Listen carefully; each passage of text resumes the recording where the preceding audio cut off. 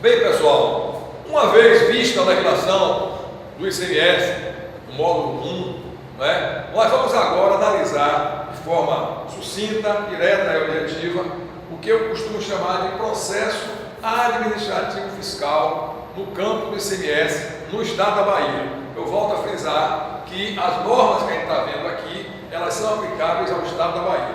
Então, eu vou conceituar o processo, mostrar as suas etapas, como é que ele funciona, quais são os nossos prazos, as condições, as instâncias que a Bahia usa para o julgamento do processo de alta, etc. Então, é um assunto também de alta relevância, porque é a tal história, é uma legislação única aplicável ao estado da Bahia. Vamos lá? Então, eu costumo sempre abrir esse módulo mostrando, mais uma vez, o nosso ordenamento jurídico. Tudo passa pela Constituição, por essa hierarquia de normas jurídico-tributárias. E vocês vão ver lá embaixo, no pé da pirâmide, decisões de órgãos julgadores administrativos. Isso também, com o tempo, começa a formar essa base aí de normas tributárias, Na Bahia, no caso, vai ter a Constituição, você vai ter a lei complementar, você vai ter a lei ordinária, o decreto e, por fim, as decisões dos órgãos julgadores. No caso da Bahia, nós diríamos o quê? O Conselho Estadual de Fazenda, que é o órgão que vai, na verdade, julgar isso aí. Ok? Vamos passando aí. Vejam bem, nós temos que, inicialmente, conceituar o seguinte: para eu chegar no processo fiscal, entre no entendimento da legislação que vocês, como futuros auditores, terão, e o campo, vocês irão aplicar essa legislação no campo, Então, para efeito didático, eu distribuí aqui duas áreas de atuação em relação à fiscalização. Uma, trânsito de mercadorias, e a outra, fiscalização de estabelecimento. Vocês certamente ou irão trabalhar em trânsito de mercadoria ou irão trabalhar em fiscalização de estabelecimento. Então, eu vou resumidamente mostrar como se configura o desenho da fiscalização em trânsito, como se configura o desenho da legislação em estabelecimento. Bloco 1, fiscalização em trânsito de mercadoria. Ora, o estado da Bahia é um dos maiores estados a nível de extensão territorial, ok? Litoral muito grande e tudo mais. Então, a Bahia possui diversos postos fiscais. Mucuri, no extremo sul, Loureiro, no extremo norte, e assim por diante. Então, o auditor que eventualmente for designado para a tarefa de trânsito, o agente que for designado para essa tarefa, será lotado realmente no posto fiscal. Ele vai ter uma escala de trabalho, um cara de plantão, e vai permanecer nessa escala dos horários determinados pela programação. Nesses horários, o que é que o auditor vai fazer? Vistoriar as cargas que estejam transitando pelo estado da Bahia, entrando e saindo do estado. Isso hoje existe todo um controle digital, existe todo um monitoramento dessas cargas, Não é aquela coisa braçal como foi no passado, desce lona, arreia, mercadoria, não existe isso. Hoje existe, digamos assim, um monitoramento eletrônico praticamente dessas cargas e vai chegando quando há qualquer ocorrência, o caminhão é parado, eventualmente a carga com irregularidade ela é apreendida, se lava o termo de apreensão para a verificação da situação da carga e, consequentemente, aí, se houver infração, vai ser cobrado um imposto através de auto-infração, ok? Se a carga não tem nenhuma irregularidade, ela é automaticamente liberada. Então, essa é a rotina, vamos dizer assim, do posto fiscal. O elemento é designado, existe uma escala de plantão que ele vai cumprindo naqueles dias determinados e as mercadorias serão liberadas ou não, conforme esteja a sua situação fiscal. Claro? Agora, quando eu viro a página e vou para a fiscalização em estabelecimento, aí já é diferente. Ok? Aí já existe, na verdade, a fiscalização de indústria, de comércio, de transportadoras que praticam atos sujeitos ao ICMS, como a gente viu anteriormente. Um transporte intramunicipal não é área de ICMS, é área de ISS. Consequentemente, estaria fora do campo de atuação do auditor. Então, como é que funciona a fiscalização do estabelecimento? Isso aí já envolve um departamento da Secretaria da Fazenda de planejamento fiscal. A Secretaria tem seus controles, seus indicadores, por diversos segmentos, autopeças, alimentação, veículo, e assim por diante. Sempre que ela detecta um estabelecimento ou um segmento com problemas de arrecadação, ainda a arrecadação em relação à média dos demais, ela faz o quê? Programa uma ordem de serviço, está vendo? Gerada com base nos controles do fisco. Eu determinei que o setor de autopeças está pagando pouco imposto, ou uma determinada empresa está pagando menos imposto ou cresceu menos do que o segmento. O segmento de autopeças na Bahia cresceu 10%. A minha empresa cresceu 1%. Então essa 1%, ela vai ter prioridade na fiscalização, ordem de serviço. O auditor se dirige ao estabelecimento, se identifica evidentemente, lava o termo de intimação, geralmente consegue 48 horas de prazo para se apresentar os documentos. Depois lava-se o termo de início, que tem um prazo de duração de 90 dias, ou seja, toda a fiscalização de estabelecimento industrial, comercial, transportador, que seja serviço sujeito ao ICMS, deve ser concluído dentro de 90 dias. Se não for, tem que haver uma exposição de motivos para o superintendente, o diretor, e, consequentemente, esse prazo será prorrogado por mais 90, por mais 180 e assim por diante. Eu sempre digo que fiscalizar uma farmácia de bairro não é como fiscalizar uma Petrobras ou uma Braskem, ok? Então são coisas distintas, né? Cada um com o seu prazo, com o seu grau de complexidade maior ou menor. E finalmente, ao encerrar a fiscalização, o auditor tem que lavar um termo de encerramento de fiscalização. Esse termo pode ser com resultado ou sem resultado. Sem resultado quer dizer o quê? Após a verificação fiscal, após a auditoria procedida, o agente do fisco não encontrou nada que ensejasse cobrança de imposto. Então, nesse momento, ele lava um termo circunstanciado, relatando essa ocorrência, que não encontrou nada de irregular sujeito à cobrança do imposto, e a empresa é colocada no seu livro de ocorrência, termo de ocorrência, esse termo indicando que não houve nenhuma irregularidade, vamos dizer assim, naquele período fiscalizado. Geralmente se fiscaliza em bloco, 2 exercícios, 3 exercícios, né? E aquilo ali é homologado pela secretaria, ok? Agora, diferentemente, se o auditor encontra irregularidades, encontra imposto sem pagar, diferença de alíquota sem recolher, ICMS de importação sem pagar, aí sim ele vai ter que partir para lavrar ou um auto de infração ou uma notificação. Vai depender de quê? Do valor que estiver envolvido. A gente vai ver lá na frente. Aqui eu vou resumir só os detalhes, tá vendo? Termo de início, né? Documenta o início do procedimento fiscal e é válido por 90 dias. Tem os casos aqui embaixo onde ele é dispensado, no trânsito, obrigação acessória, etc. Termo de encerramento, na sequência, tá vendo? Acabei de falar agora.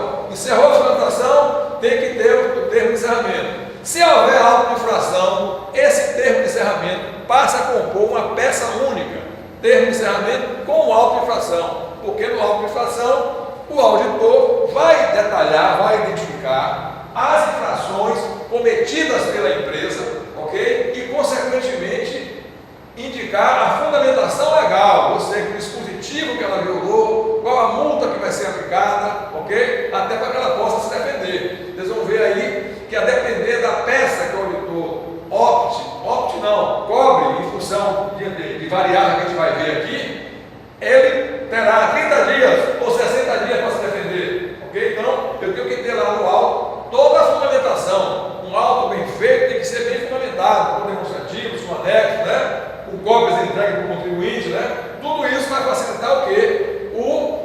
A análise do processo pela empresa, consequentemente a defesa. Não fazendo isso, se corre o risco de você estar cerceando a defesa. E o contribuinte pode ingressar em juízo, o próprio conselho, pedir lá nulidade daquele procedimento, ok? Geralmente o conselho consegue. Vamos em frente.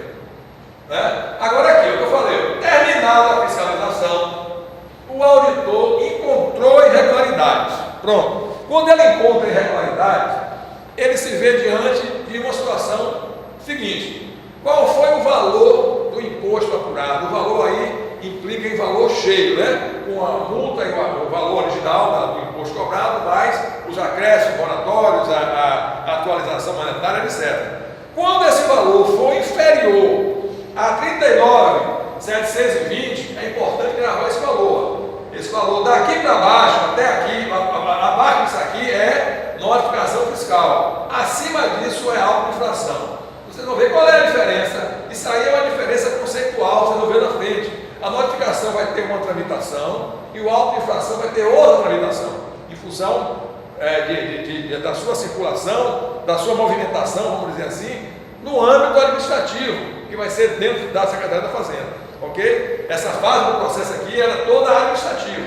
Então, dentro da notificação, valor abaixo de 39.620, esse processo vai tramitar apenas no âmbito da inspetoria fazendária.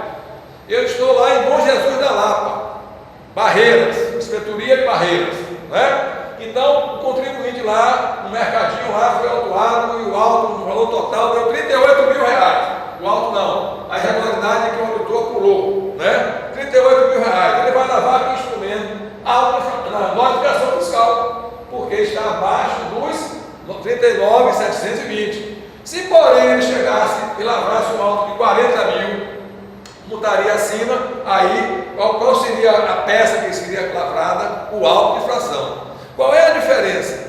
Quando ele lá na Lapa lavou essa notificação aqui, não é? Lavou essa notificação aqui e registrou lá na inspetoria de Barreiras, para onde está vinculada a Prefeitura da Lapa, a tramitação desse processo vai ficar restrita a Infaz Barreira. Ele não vai sair de Barreiras, porque é um valor que para o Estado ele entende que é pequeno, não é? E, consequentemente, ele não compensa uma tramitação maior com o Conselho de Fazenda, com a Procuradoria. Então, ele quer matar esse assunto logo ali em Barreira mesmo. Vocês vão ver na frente, vai haver o julgamento, vai haver um parecer e a coisa morre lá. Então, essa é uma diferença fundamental entre a notificação e o auto. A notificação, valor inferior a 39.620, ok? A tramitação dela se dá exclusivamente no âmbito da inspetoria, Barreira, da Lagoinha, Jiquié, Conquista e assim por diante. Ok? Já o auto não, vocês vão ver na sequência que vai ser diferente.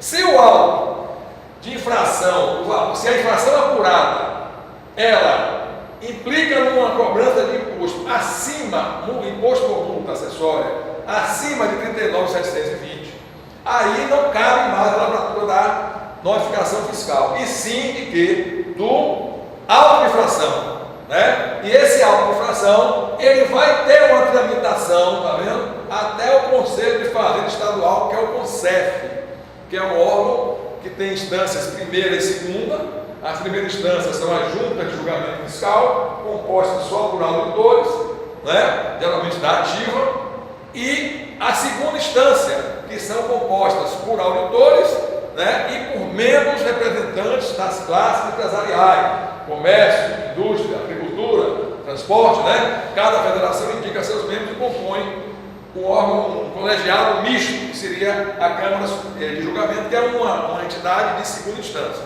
ok? Vamos avançar. Agora aqui vocês vão ver, tá vendo? Vão ver as distinções, as diferenças entre a notificação fiscal e o auto de infração, ok? Tudo isso consta do regulamento do processo fiscal. Vamos lá. A notificação, o prazo base dela é 30 dias. Muito cuidado com isso, porque a notificação são 30 dias para que ocorra o pagamento ou mesmo a defesa, e o auto são 60 dias. O cara pode botar em concurso isso. O prazo de defesa para o auto não é 30, é 60. A notificação é 30. Ok? Então, como é que funciona? Foi lavrada a notificação. Então, eu tenho a opção de pagar. O contribuinte pegou a notificação lá em Bom Jesus da Lapa, olhou, conversou com o contador, geralmente acontece isso, conversou com o contador e analisou e chegou à conclusão que ele deveria pagar. Pronto. Dito isso, vai na repartição ou vai na própria internet, entra lá com o código do auto, identifica um número e obtém um DAI e recolhe. Pronto, acabou. Pagou, vai ocorrer aqui no final, ó, homologação pela Cefaz. A Cefaz recebeu o pagamento, homologou aquela notificação é arquivada. Ok? Essa é a opção, lavrado a notificação, 30 dias, aproveitou a redução da multa, se você pagar tem reduções aqui, ó, tá vendo? E no final esse pagamento é o quê? Homologado, ok? Aqui inclusive tem até 60 dias, aqui na verdade são 30 dias a notificação, ok? Tem um furo aí, depois tem que produzir uma mudança na tela, ok? Vamos lá? Agora aqui, ó, 30 dias, eu não quero pagar, eu analisei e não quero pagar. Eu não quero pagar essa notificação, para mim não está claro. Conversei com o meu contador, está errado, não concordo, quero defender. Pronto. Como é que vai ser a defesa? No exemplo que eu dei aí, lá de Bom Jesus da Lapa, o contador ou a empresa vai preparar a PS, vai mostrar que não deve aquilo ali, na ótica do contador e do empresário, e vai protocolar lá em Faz Barreira. Aí isso dá-se o nome de justificativa ao inspetor. Eu vou estar justificando para o inspetor, ok? A minha, digamos assim, a minha opção por não pagar aquele processo. Por quê? Por entender que não é devido. Pronto. Aí eu faço a justificativa, junto os elementos e vai para o inspetor lá de Barreiras para que ele emita um parecer. Então esse parecer do inspetor de Barreiras, que eu falei aí, ele é final e conclusivo. Botou lá, deve, acabou. O inspetor analisou lá a conclusão dele com os auditores que o auxiliam lá, entendeu que é devido, dá um parecer, pronto, acabou, é devido. Reconhece o débito. Não, você não pagou, ele manda para a limitativa. O parecer foi pelo pagamento, você não pagou a limitativa, é a execução fiscal. Se você, porém, aqui reconhece o débito, homologa pela Cefaz, quer dizer, ou seja, se o auditor entender, se o julgador entender que aquilo ali procede, aquele argumento da empresa, para não pagar, o arquivo vai ser homologado, não vai ter, né, mais nada a cobrar. Ou seja, a notificação vai se encerrar aí, no âmbito da própria inspetoria da Fazenda de Barreira, no exemplo que eu dei, considerando o contribuinte que foi notificado, é o nome que se dá, quando se dá a notificação, e que foi na unidade Bom Jesus da Lapa, que pertence a Faz Barreira. Agora vamos ver o auto de infração. O auto de infração, está vendo? O auto de infração, diferentemente da notificação, elas são 60 dias de prazo, ok? São 60 dias de prazo.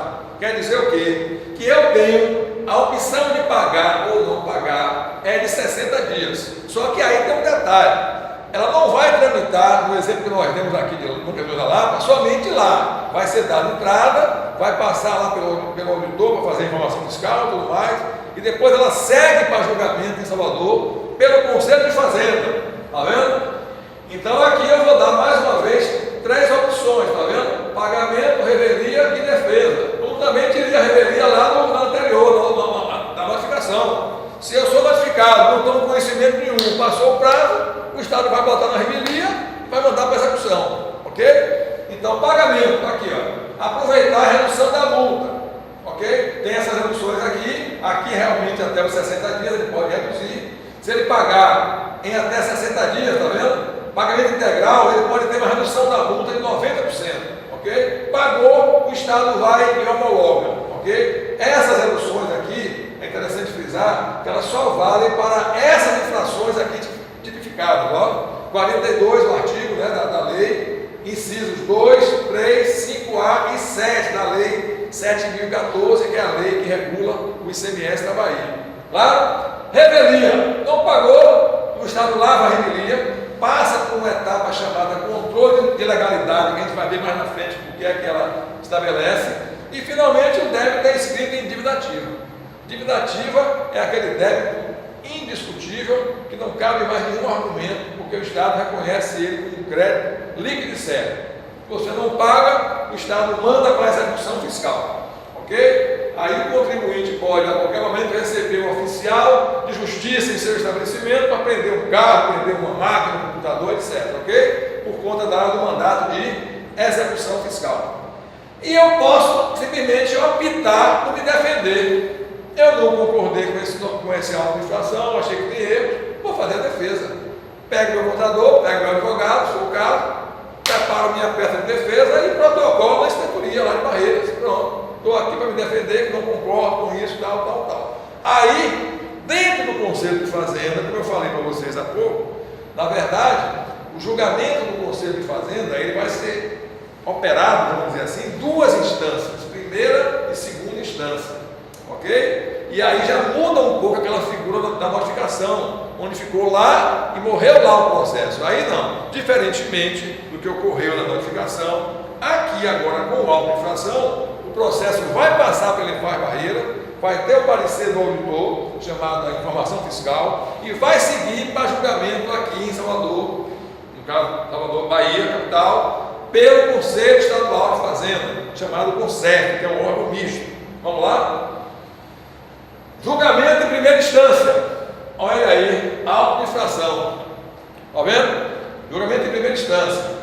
A defesa para o prazo 60 dias. Está vendo? O auditor, uma vez que entrou a defesa, então hoje é 1º de março de 2018, um exemplo.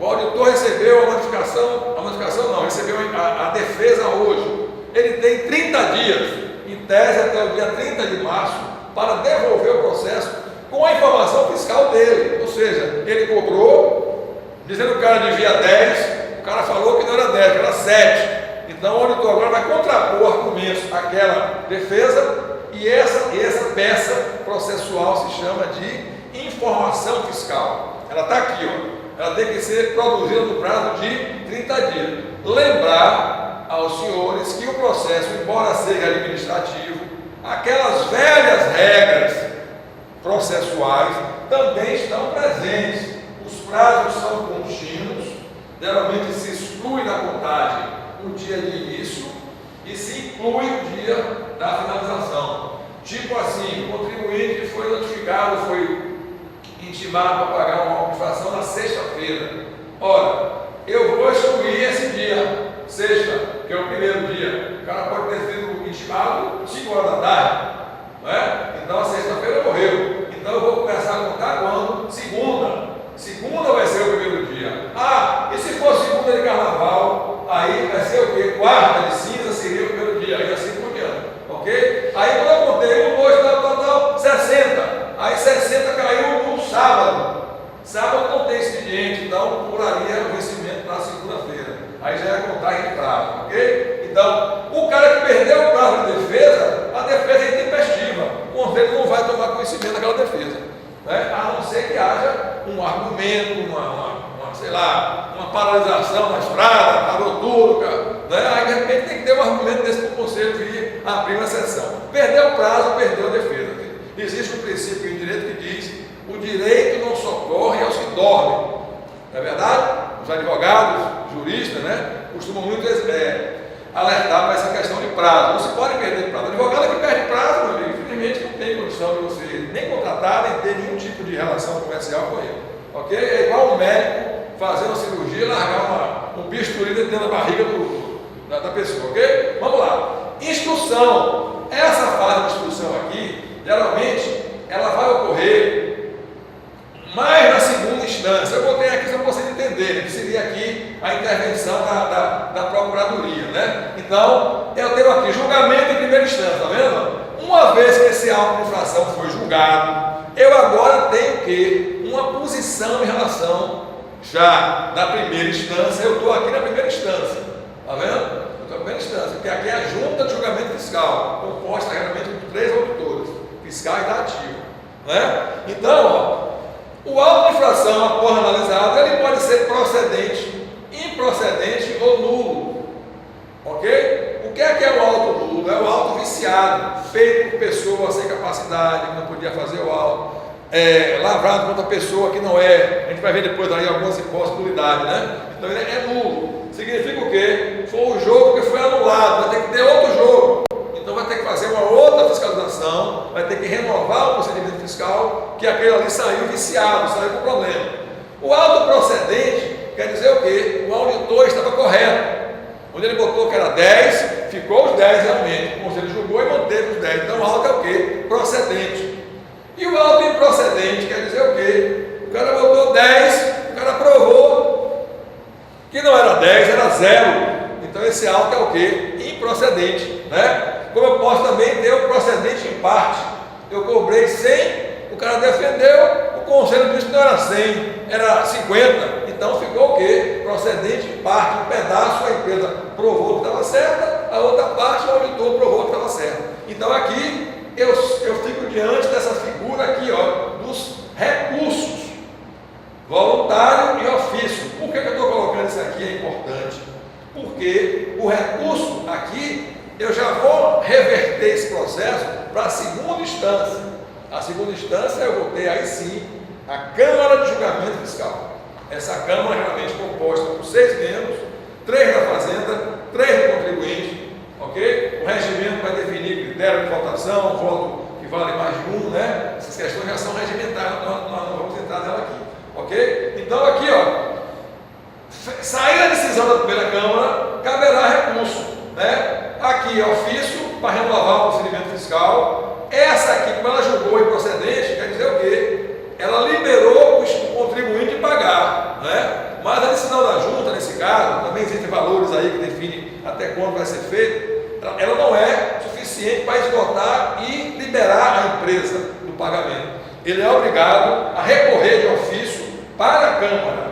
E o voluntário é o quê? É o recurso que o contribuinte entra para reverter a decisão. É chamado recurso voluntário. Então, isso aqui, esses recursos aqui, ó, tá vendo? Eles serão objeto do julgamento, vocês vão ver agora na frequência, em segunda instância. Ou seja, aí já entram os conselheiros da Fazenda, são nomeados pelo governador, parte da secretaria, membro da secretaria, parte das entidades, das classes empresariais, claro, e consequentemente vão ser julgados aqui, ó, recurso voluntário e recurso de ofício. Isso aqui é matéria que se processa o julgamento na segunda instância. Vamos lá. Olha lá, julgamento de segunda instância, tá vendo? Está aqui, tá vendo? Autoinfração em segunda instância.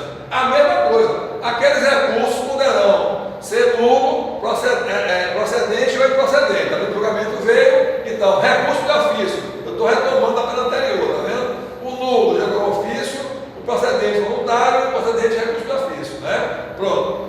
Então aqui eu tenho o procedente, recurso voluntário para a Câmara, encerramento da fase administrativa. Julgou o recurso, o auto foi procedente, ela manteve o recurso voluntário, então encerrou a fase administrativa. Encerrou a fase administrativa. O recurso voluntário julgado, com o contribuinte, perdeu, pronto. O auto é devido, não tem mais recurso no âmbito administrativo. Como vocês viram, essa fase aqui ainda é administrativa. Eu ainda estou dentro do processo administrativo. Não é? Agora, eu perdi aqui no procedente, está vendo?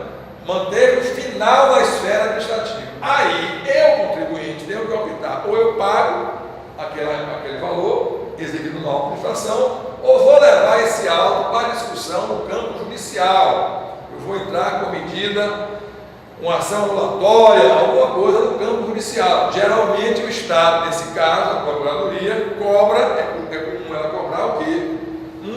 Uma garantia de instância, chamada, eu tenho que dar um bem garantia.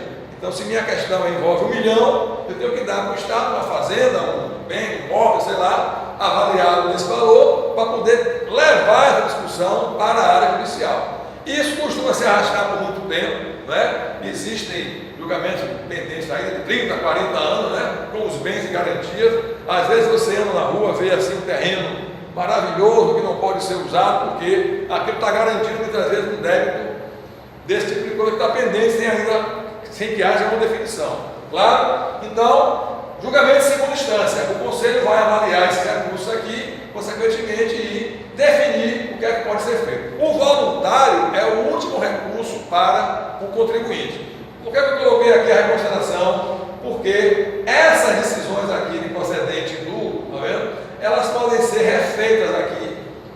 A Câmara reconsiderar como está aqui, né? Aí voltaria o contribuinte que já estava liberado para ele fazer o recurso voluntário. Tipo assim, o auto foi improcedente, a junta chegou ao início ali, improcedente, recorro para a Câmara, devido ao valor. Chegou na Câmara, a Câmara disse, não, improcedente não aceito não, isso aqui é procedente. Aí volta, ela vai fazer o pedido de reconsideração, tá vendo? Aí o contribuinte entra com recurso voluntário já em cima disso aí, para poder pedir a reversão do processo. Ou seja, a ligação aqui foi direta, tá vendo? Ele entrou com recurso e foi mantido, perdeu. Aqui, ele, no primeiro momento, ele foi liberado, mas na Câmara, a Câmara reconsiderou aquilo ali. Então, reconsideraram e disseram, não está livre não, você tem que voltar para isso aqui, isso é devido. Aí ele vai então e entra com recurso voluntário. Vejam aqui que o recurso voluntário, está vendo? Ele encerra a fase administrativa, ó, ele está aqui, está aqui e está aqui, é final, fim de jogo. Acabou o jogo aí no administrativo. Aí já entra a esfera judicial, eu vou ter que dar um bem garantia para levar um assunto para discutir nos tribunais. Vamos em frente.